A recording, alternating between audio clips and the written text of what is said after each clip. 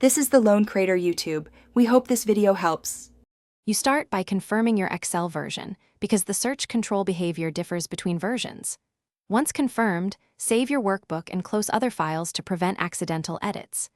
Now open File, then Options, or on newer builds, View and the ribbon customization area, and locate the search box or Tell Me control.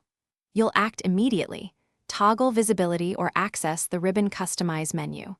This gives you the exact control you need. Make sure you note whether it's part of the ribbon or an add-in.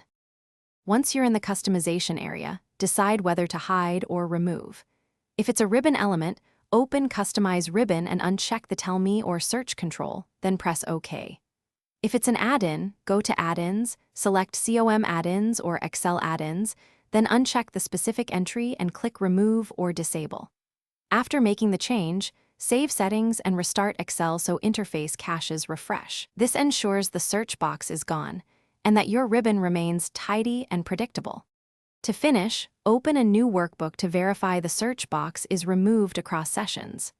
If other controls disappeared, use Customize Ribbon to reset to default and then reapply your adjustments.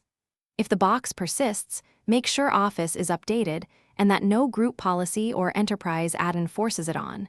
Check with IT if necessary. As one troubleshooting tip, restart Windows and run Excel in safe mode to determine if an add-in or extension is re-adding the control. This isolates the cause quickly and clearly. Thanks for watching. Consider subscribing if we helped you.